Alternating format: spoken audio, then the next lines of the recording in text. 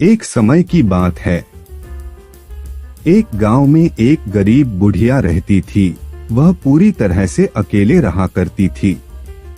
उसका कोई भी नहीं था, ना बाल बच्चे ना कोई रिश्तेदार।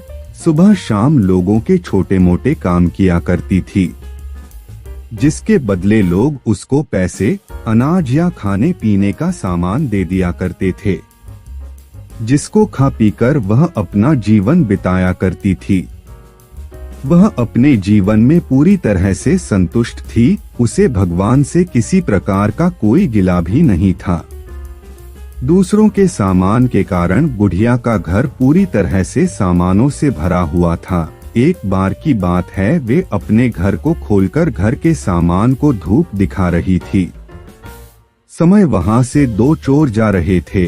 जब उन्होंने देखा कि बुढ़िया के घर में तरह तरह का सामान भरा हुआ है, तो उन्हें बड़ा लालच आया और वे सोचने लगे कि इस घर में तो बुढ़िया अकेली रहती है, क्यों ना हम आकर इसके घर को ही साफ कर दें। माना कि सामान पुराना है, लेकिन कुछ तो पैसा मिलेगा और यह बुढ़िया अकेली हमारा कुछ बिगाड़ भी नहीं पाएगी। चोरों ने बुढ़िया के घर को अच्छी तरह से देख लिया और समझ लिया कि उन्हें किस तरह से बुढ़िया के घर की सफाई करनी है।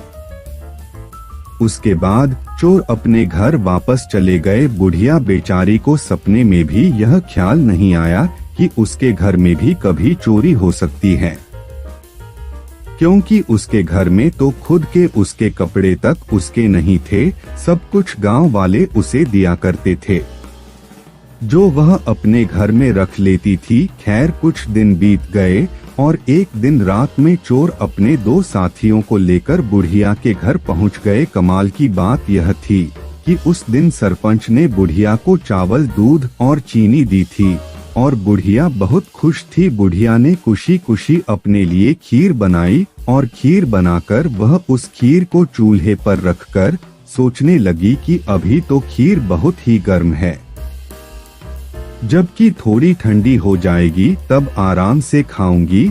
और अपने बिस्तर पर लेट गई और खीर के ठंडा होने का इंतजार करने लगी। लेटे लेटे उसे नींद आ गई और वे सो गई और जोर जोर से खर्राटे लेने लगी।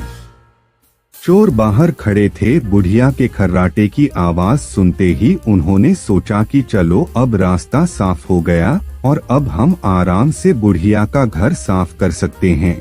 वह सब जल्दी जल्दी आकर बुढ़िया के घर में सामान तलाशने लगे, परंतु कमाल की बात यह थी कि उन्होंने जो देखा था वह बिल्कुल गलत था।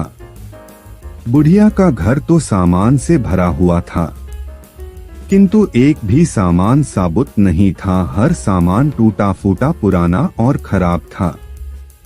यह चोर बड़े दुखी हुए और बुढ़िया को बहुत गालियां देने लगे। वह बोले, देखो कितनी दुष्ट बुढ़िया है, आराम से सो रही है और हम बेचारे इतनी मेहनत कर रहे हैं। तभी दूसरे चोर की नजर चूल्हे पर रखी खीर पड़ी।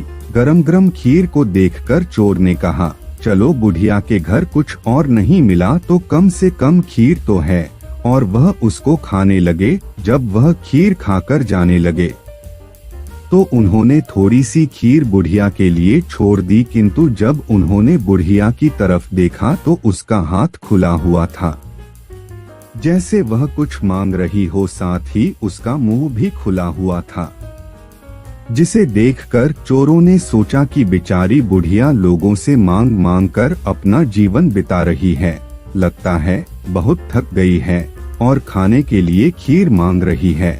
आखिर उम्र में है तो हमारी माँ के ही बराबर। और बिना कुछ सोचे समझे गरम गरम खीर बुढ़िया के मुंह में डाल दी। गरम गरम खीर मुंह में पड़ते ही बुढ़िया जोर से चिल्लाई, हाय दैया, मार डाला मार डाला मार डाला।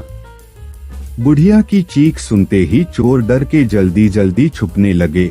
जिसने मुंह में खीर डाली थी वह ऊपर जाकर छिप गया, एक चारपाई के नीचे और एक चारपाई के दाएं। बुढ़िया की चीख सुनते ही गांव वाले बुढ़िया के घर आ गए और पूछने लगे, क्या हुआ माँ?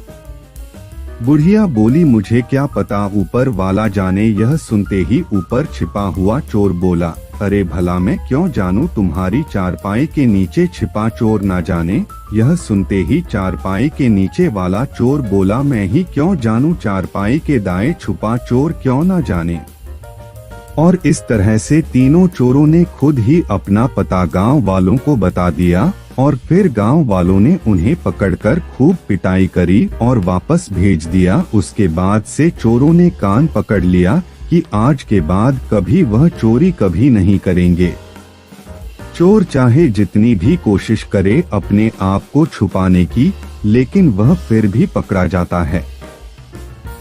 इसलिए हमें कभी चोरी नहीं करनी चाहिए और अपने बच्चों को यही सीख देनी चाहिए।